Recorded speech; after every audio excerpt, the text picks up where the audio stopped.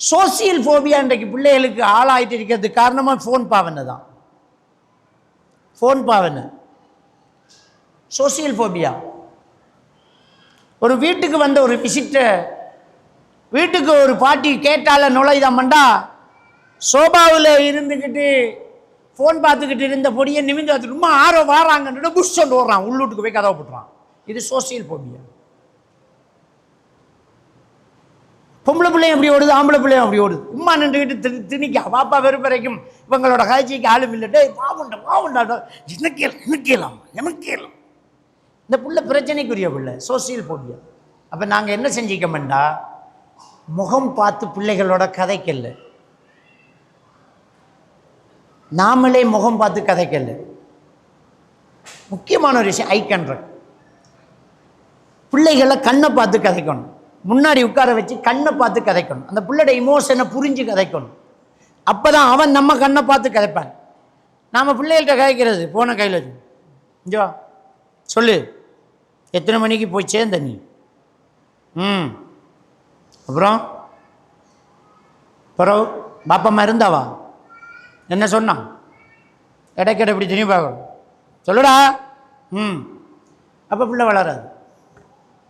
பிள்ளைக்கிட்டானே கதைக்கணும், போனை தூக்கி வை, அவனை இப்படி உட்காரு, நம்மட பிள்ளை தான், கையை பிடி, தொடையில் கையது, கண்ணை பாரு, எத்தனை மணி போனடா, சின்னப்பாலாம் இருந்தாரா, என்ன சொன்னார், பாப்பாவை கேட்டாங்களா, பாப்பம்மாவுக்கு சலாஞ்சு இல்லையா, எப்படி இருக்கா, பாப்பம்மாவுக்கு துவா கேட்டையா, சொல்லுடா. அப்படின்ட்டு நாமளே கண்ணை பார்த்து பிள்ளைகிட்ட கதைக்கணும். நம்ம மகளுக்கிட்ட கண்ணை பார்த்து நாம் கதைக்கணும். அப்போ தான் அந்த பிள்ளை வாராக்கள்கிட்ட கண்ணை பார்த்து கதைக்கும். இல்லாட்டி அந்த ஐ கான்டாக்ட் இல்லாமல் போகும்போது சோசியல் ஃபோபியா தானாக என்ன செய்யும், ஒரு பிள்ளைகிட்ட ஏற்படும். அப்போ முக்கியம் அது. கூச்சப்படுத்தும் போதும் வெட்கப்படுத்தும் போதும் அவமானப்படுத்தும் போதும் பிள்ளைகளுக்கு சோசியல் ஃபோபியா ஏற்படும். சமுதாயத்தை விட்டு தூரமாக தொடங்கும். இன்ட் அடிக்கிறது, ஒரு பிள்ளைக்கு அதில் ஒரு குறை இருக்கிறது அந்த பிள்ளைக்கு தெரியக்கூடாது. இப்போ வீட்டை வாராக்களும் சும்மா இருக்கிறல, என்னடா எல்லா பிள்ளையும் பிள்ளை இது மட்டும் கருப்பு என்னடோ அப்படிங்கிற இதை நீ சொல்லணுமா? அந்த பிள்ளைகளுக்கிட்ட கருப்புங்கிறத ஒரு அசிங்கமாக நாம தான் தோற்றி வச்சுக்கிறோம். கருப்பு ஒரு அழகாக காட்டும். எல்லா பிள்ளைகளும் அசிங்கமாக வெள்ளையா இருக்கு, இவன் மட்டும் கருப்பு அழகா இருக்கான்னு சொன்னா என்ன, மாற்றி சொல்லுங்க. அவன்கிட்ட இருக்கக்கூடிய திறமையைத்தான் நம்ம சொல்றது, குறைபாடுகளை சொல்லக்கூடாது. பெருமானார் ஸல்லல்லாஹு அலைஹி வஸல்லம் அவர்கள்ட்ட ரெண்டு கண்ணும் தெரியாத அப்துல்லா உம்மி மக்தும் ரலியல்லாஹு தஆலான்னு வந்து எனக்கு கண்ணு ரெண்டும் தெரியாது யார் சொல்லலாம், வீட்டை தொழட்டா பள்ளிக்கு வர கஷ்டம்னு சொன்னதுக்கு ஸல்லல்லாஹு அலைஹி வஸல்லம் அவர்கள் பாங்கு சத்தம் நல்லா கேட்குதான்னு கேட்டாங்க. கேட்குதுன்னாங்க. காது நல்லா கேட்குதுடா உனக்குன்றாங்க. காது நல்லா கேட்குது உங்களுக்கு. அப்போ இருக்கிறத நம்ம பேசணும். அவன்கிட்ட ஒரு திறமை இருக்குது, இவன் அவ்வளோ கெட்டி, இவன்கிட்ட இவ்வளோ திறமை இருக்குது. அந்த பிள்ளைகளை அப்படியே மோட்டிவேட் பண்ணணும். எல்லா பிள்ளைகள்கிட்டையும் ஒரே தன்மை இருக்காது. எல்லாருக்கிட்டையும் ஒரு சில விஷயங்கள் வித்தியாசம் இருந்துக்கிட்டே இருக்கும். நபிகள் நாயகம் ஸல்லல்லாஹு அலைஹி வஸல்லம் அவங்க உஸ்மான் ரலியல்லாஹு தஆலா கூப்பிட்டு வச்சு பாடம் நடத்தலை. ஏன் வைக்கப்படுறீங்க, ஏன் நோஞ்சானா இருக்கிறீங்க, அபூபக்கர் பார்க்கலையா, உமரை பாருங்க, வாள் எடுத்தாருண்டா எத்தனை தலை உருளும், வீரம்னா அப்படி இருக்கணும், ஏன் அப்படி இருக்கிறீங்கன்னு இவர்கிட்ட சொல்லலை. அவர் அப்படித்தான் இருப்பார். அவரோட அப்படித்தான் பழகினாங்க. அவருடைய பர்சனாலிட்டி அது அப்படி இருந்துட்டு அவர் கூச்சப்படுவார். ஸல்லல்லாஹு அலைஹி வஸல்லம் அவர்கள் சொன்னார்கள், உஸ்மான் ரலியல்லாஹு தஆலா அவர்களை பற்றி சொன்னார்கள், அவருடைய வெக்க சுபாவம் எப்படிப்பட்ட தெரியுமா, அவருடைய வெக்கத்தை பார்த்து மலக்குமார்களே வெக்கப்படுவாங்க, அவ்வளோ வெக்கம் அவருக்கு. அதனால் அவர் வீட்டுக்குள்ளே வர்றதா இருந்தால் வெக்கப்படுற மாதிரி ஒன்றும் இருக்கக்கூடாதுண்டு வேட்டியை சரிப்படுத்தி உடுப்பெல்லாம் சரியாக்கிட்டு வாங்க மகனேன்னு கூப்பிடுவாங்க, அவர் வெக்கப்படுறவர். அப்போ ஒவ்வொருத்தருடைய பர்சனாலிட்டியும் வேறு வேறு. நம்முடைய பிள்ளைகள்கிட்ட ஒவ்வொரு கூச்ச உணர்வுகள் இருக்கும், எல்லாம் ஒரு தன்மையில் இருக்காது. ஒருவனுக்கு எல்லாமே ரொம்ப நீட்டாக இருக்கணும், ஒருத்தனுக்கு அது பிரச்சனையே இல்லாமல் இருக்கு. அப்போ அந்த நீட்டாக இருக்கிறவன் நீட்டாகவே கொண்டே கொடுக்கணும். அப்படித்தான் அவனே உனக்கு கொடுத்தாண்டா தரணும் அப்படின்னு. இன்னொருத்தன் விஷயத்தில் இன்னொருத்தனை கம்பேர் பண்ணுறது, கண்ணை பார்த்து பேசாமல் தூரமாக நின்று பேசுறது, மறைந்திருந்து பேசுறது சோசியல் ஃபோபியா உண்டாக்கும். வார விசிட்டர்ஸை பிள்ளைகளை வச்சு பேசி கையை கொடு மகன் சலான் சொல்லுங்க அப்படி என்று பேச வச்சு அந்த பிள்ளைகளுக்கு சமுதாயத்தை பழக்கணும். எல்லார்ட்டையும் பேசக்கூடிய அந்த ஆற்றலையும், எல்லா விஷயத்தையும் ஃபேஸ் பண்ணக்கூடிய அந்த வழக்கத்தையும் பழக்கமாக்கணும். ஸ்கூலுக்கு போன பிள்ளைகள்கிட்ட சில டவுட்டுகளை சொல்லி கொடுத்து இதை போய் சேர்த்து கேளுன்னு பயிற்சி கொடுக்கணும். இது என்ன, இது சரியா? இதுக்கு முன்னே படிச்சிருக்கியா? இல்லை. சரி, இன்னைக்கு நீ ஸ்கூலில் சேர்கிட்ட இதை கேளு. ஏன் சொல்லணுமெண்டா, ஒரு கிளாஸில் ஒரு 20 பேருக்கு முன்னாடி எழுந்து ஒரு ஆசிரியர்கிட்ட பேசக்கூடிய அந்த பழக்கத்தை நம்முடைய பிள்ளைக்கு கொண்டு வந்தால் தான் அவன் நாளைக்கு திறமையாகுவான். அதை பேச சொல்லணும். கேட்டிங்களா? என்ன சொன்னார் சார்? புரிஞ்சுதா? அப்படின்னு ஒரு தடவை புரியலாட்டி இன்னொரு தடவை முயற்சி பண்ணணும். அப்போ இப்படி இந்த பிள்ளைகளுக்கு இந்த உலகத்தை எதிர்நோக்கக்கூடிய விஷயங்களை நம்ம சொல்லி கொடுக்கணும். குடும்ப கஷ்டங்கள் அந்த பிள்ளைகளுக்கு தெரியணும். ஜாபீர் ரலியல்லாஹு தஆலான்னு சொல்கிறாங்க, பாப்பா யுத்தத்துக்கு போகிறதுக்கு முன்னாடி கூப்பிட்டு குடும்ப பொறுப்பை என்கிட்ட தந்துட்டு போகிறார். மகனே, இன்னாருக்கு இவ்வளவு கடன் இருக்கிறது, ஈச்ச மரத்தில் பழம் தயாராக இருக்கிறது, மரணித்தால் இந்த பழங்களை எல்லாம் அறுவடை செய்து கடனை கொடுத்துடும் மகனே, என் கபரு குளிர வேண்டும் என்று சின்ன வயசு மகனுக்கிட்ட நசியத்து சொன்னார் பாப்பா. நம்ம பிள்ளைகளுக்கிட்ட கஷ்டத்தை சொல்கிறதே இல்லை. அதனால் நம்முடைய கஷ்டம் விளங்காமல் ஒத்த பிடியில் நிற்கான். கேடிஎம் பைக்கில் இப்போ வீட்டுக்கு இருக்கணும், இல்லாட்டி என்ன காண மாட்டேலங்க.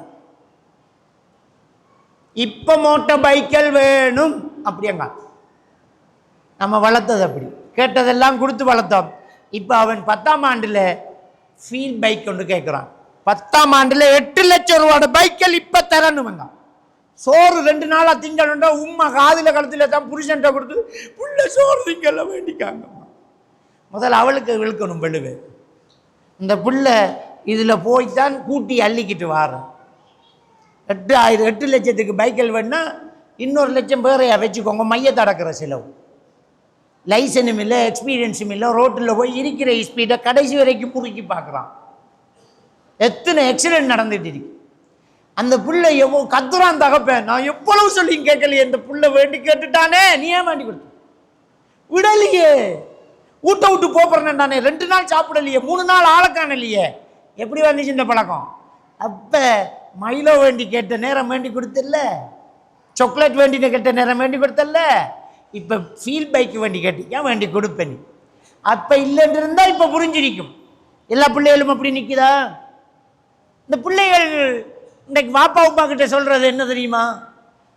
பாவு பிள்ளை எல்லா பிள்ளைகள்கிட்டையும் ஃபோன் இருக்கு, எனக்கிட்ட மட்டும்தான் ஃபோன் இல்லை. இதுதான் அந்த பிள்ளைகள் சொல்லக்கூடிய டயலாக். ஓலவர் படிக்கிறவன் சொல்கிறான், எந்த கிளாஸில் முழு பெரும் பைக்கு வச்சுக்கானுங்க. அவனுங்கள வாப்பா மாதிரி உங்களை விட வசதி குறைஞ்சவனுங்க. இந்த உமா கிட்ட போஸ்ட் பண்ணுற வாப்பா கிட்ட கதைக்கிறல்ல.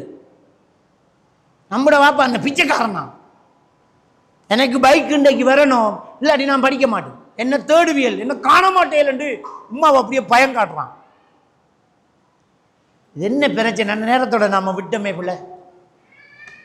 மைலோ வேண்டி கொடுத்தமே நடிச்சாமா, 12 மணி பிறகு சாக்லேட் வேண்டி கொடுத்தமே அங்கே வந்த பிள்ளை தானே.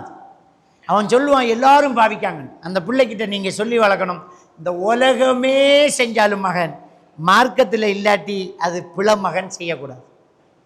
மார்க்கம் அதை தடுத்து அதை விட்டுறக்கூடாது. இந்த உலகத்தில் அதிகமானவர்கள் சிலை வணங்குறாங்கன்னா நீங்கள் வணங்கக்கூடாது. எல்லாருமே சிக்கெட் குடிக்காங்கன்னா சிக்கெட் ஹலால் ஆகாது. எல்லாருமே ஃபோன் பாவிக்காங்கன்னா ஃபோன் பாவிக்கக்கூடாது. இதை நீங்கள் காரணமாக சொல்லவும் கூடாதுங்கிறத சின்னத்துலேருந்தே பழக்கணும். அப்போ பிள்ளைகள்கிட்ட நோ சொல்லலை, இந்த விஷயத்தை சொல்லலை, தோல்வி ஏற்றுக்கொள்ளக்கூடிய மன வலிமையை சொல்லலை, குடும்ப கஷ்டத்தை சொல்லலைன்னா நாம் கஷ்டப்பட்டோம். பிரச்சனையை சொல்லணும். மகன் கரண்ட் பில்லு வந்து இந்த மாதம் எவ்வளோன்னு தெரியும்? மஞ்சள் பாருங்கள், எவ்வளோன்னு பாருங்கம்மா. இன்னும் அப்போ 6000 சொச்சம் பாரு. பாப்பார சம்பளமே எவ்வளோதான். சரி, இந்த காசை கொண்டே கட்டிட்டு வாங்க, நீங்கள் கொண்டே கட்டுங்க. இந்த பொறுப்புணர்ச்சியை கொடுக்கணும், கட்டணும். தண்ணி பில்லு இவ்வளோ, அவனுக்கு சிக்கனம் தெரியும். தெப்பை திறந்துட்டு சும்மா நிற்க மாட்டான். தண்ணி பில்லு கூடப்படா. ரூமை விட்டு வெளியில் வரும்போது ஃபேனை ஆஃப் பண்ணுவான். கரண்ட் பில்லு கூட போடாது. பாப்பா ரொம்ப கஷ்டப்படுறாங்க. பாப்பாவுக்கு இவ்வளோ பிரச்சனை இருக்குது, இவ்வளோ கடன்கள் இருக்குது, குடும்ப நிலைமை இன்னது, இப்படித்தான் வாழணும். அந்த பிள்ளைக்கு நாம் சொல்லி கொடுத்தா அந்த பிள்ளை கவனமாக இருப்பான். தேவையில்லாத செலவுகளை கேட்க மாட்டான். எங்களோட கிளாஸில் ஒருத்தன் ஷூ ஒன்று போட்டுக்காங்க, ஏன் 7000 ரூபா, எனக்கு அந்த ஷூ இப்போ வேணுமாம்மா. இல்லை மகன், நமக்கு 3000 ரூபாடா ஷூ போதும். இல்லை, எனக்கு அந்த ஷூ வேணும், நான் ஆசைப்பட்டுட்டேன். அப்படி கேட்குறான்னா நம்ம கஷ்டத்தை காட்டலை. நம்முடைய சம்பளத்தில் காவாசி அதுன்றது அவனுக்கு தெரியாது. நம்ம கொடுத்துட்டு எவ்வளோ பிரச்சனை படுறோம்ங்கிறது அவனுக்கு புரியலை. பிள்ளைகளுக்கு நம்மளோட குடும்ப நிலைமையையும் விளங்கப்படுத்தணும். இதான் நிலைமை, இப்படித்தான் போயிட்டு இருக்குது. அப்போ அந்த சோசியல் தொடர்புகள் பிள்ளைகளுக்கு என்ன செய்யும்? இருக்கும். அப்போ இதுக்கு முக்கியமாக பேரண்ட்ஸ் என்ன செய்யணுமெண்டா, அந்த பிள்ளைகளுக்கிட்ட உட்கார்ந்து பேசுகிறவங்களா இருக்கும். இந்த ஃபோனை நாமளும் தள்ளி வச்சா தான் பிள்ளைகளும் தள்ளி வைக்கும். இன்னைக்கு ஆகப்பெரிய பிரச்சனை இந்த ஃபோன் பாவனை தான். இன்னைக்கு பிள்ளைகள்கிட்ட ஏற்படக்கூடிய பிரச்சனைகள் ஃபோன் பாவனையால் இந்த பிள்ளைகள் மனநிலை பாதிக்கப்படுது. கூடுதலாக ஃபோன் பாவிக்கும் போது டோபமைன் ஹோமோன் அதிகமாகும். இந்த டோபமைன் ஹோமோன் அதிகமானால் இந்த பிள்ளைகளுக்கு கற்பனை பண்ணக்கூடிய, தனிமையில் உட்காரக்கூடிய ஹலுசினேஷன், டெலூஷன் என்கிற ஒரு பிரச்சனை ஸ்டார்ட் ஆகும். டெலூஷன், ஒரு இமேஜ் அவர் உருவாக்குவார். இவர் ஒரு கற்பனை உலகத்தில் வாழுவார். கூடுதல் அந்த ஃபோன் பாவிக்க பாவிக்க அவங்க ஒரு கற்பனை உலகத்தில் வாழும். அவங்கண்டுக்கண்டு ஒரு உலகம், அந்த உலகத்தில் அவர் இருப்பார். தனியாக பேச தொடங்கிடுவார். எத்தனையோ பிள்ளைகள் இந்த ஃபோன் பாவனையால் தனியாக பேசுகிறவங்க இருக்கிறாங்க, ஒதுங்கி ஓரமாக நிற்கிறவங்க இருக்கிறாங்க. நீங்கள் ஃபெமிலி எல்லாரும் சேர்ந்து குதூகலமாக ஒரு இடத்துல பேசி சாப்பாடு ஆக்கி திண்டு ஜோக் அடிச்சிட்டு இருப்பீங்க.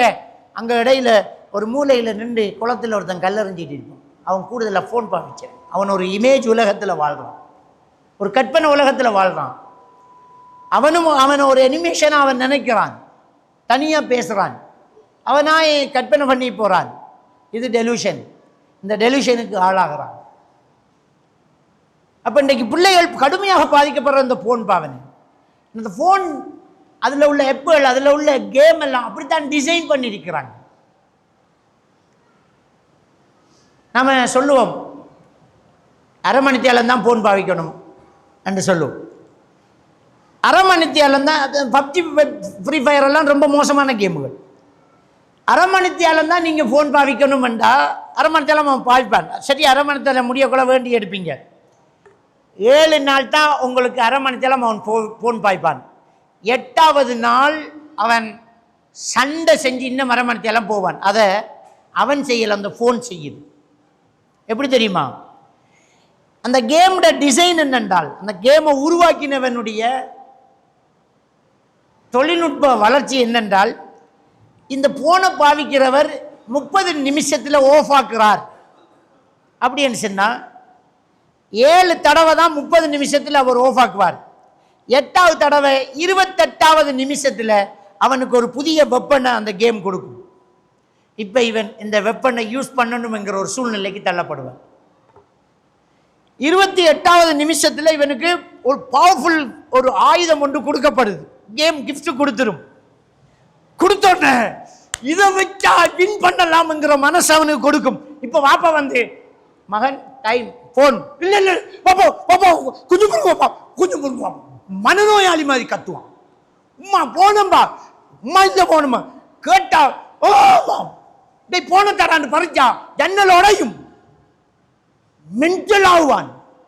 அதை செய்யறது ஃபோன் தான், ஆள் இல்லை. அப்படித்தான் அந்த அந்த அந்த கேமை டிசைன் பண்ணியிருக்கேன். நமக்கு தெரியுமா, இந்த ஃபோன் ஒத்து கேட்குது. இதில் நெட்டில் ஒன்றில் இந்த ஃபோன் இருக்கும்போது நீங்கள் என்ன பேசுகிறீங்களோ அந்த ஃபோன் ஒத்து கேட்குது. இந்த ஃபோனை வச்சுக்கிட்டு நீங்கள் ஏதாவது பேசிட்டு கூகுளுக்கு போங்க, நீங்கள் பேசின சப்ஜெக்ட் அது காட்டும். யூடியூப்புக்கு போங்க, நீங்கள் பேசின சப்ஜெக்ட் அது காக்கும். இது ஒத்து கேட்கும். ஒரு ஆளை இது டயக்னோஸ் பண்ணுது. இவர் எப்படிப்பட்டவர், எதை விரும்புகிறார், எதை பார்க்குறார், எதை பேசுகிறார் அப்படின்னு. ரைட்டா? இப்போ இந்த விஷயத்தில் ரொம்ப கவனமாக நாம் இருக்கணும். அப்போ பிள்ளைகள்கிட்ட கூடுதலாக ஃபோனை கொடுக்காது, கூடுதலெல்லாம் ஃபோனை கொடுக்காது. பிள்ளைகள்கிட்ட ஃபோனை கொடுக்காம வளர்க்கணும்னா நாம் ஃபோனை கொஞ்சம் குறைக்கணும் பிள்ளைகளுக்கு முன்னாடி. அப்போ ஒன்றை இல்லைன்னு சொல்கிறதுக்கு இன்னொன்றை கொடுத்து தான் ஆகணும். இதை பாவிக்காத மகன் சொல்கிறது இன்னொன்றை கொடுக்கணும். அந்த இன்னொன்று தான் நம்மளை கொடுக்கணும் பிள்ளைகளுக்கு. அதாவது நாம் பிள்ளைகள்கிட்ட கூடுதல் டைம் எடுக்கணும், பேசிட்டு இருக்கணும். பிள்ளைகள்கிட்ட கூடுதல் டைம் எடுத்து நம்ம பேசிக்கிட்டு இருந்தால் அந்த பிள்ளைகள் உலகத்தை படிக்கும், நம்மக்கிட்ட இருந்து நிறைய படிக்கும், நாம் பிள்ளைகளை படிப்போம். பிள்ளைகளுக்கு என்ன தேவைங்கிறத நாம் புரிஞ்சுக்குவோம். அப்போ ஒரு நல்ல ஒரு நிம்மதியான குடும்பம் இப்போ உருவாகும். அப்போ முரண்டு பிடிக்கக்கூடிய பிள்ளைகளை நாம் கண்ட்ரோல் பண்ணுறோம். அடுத்தது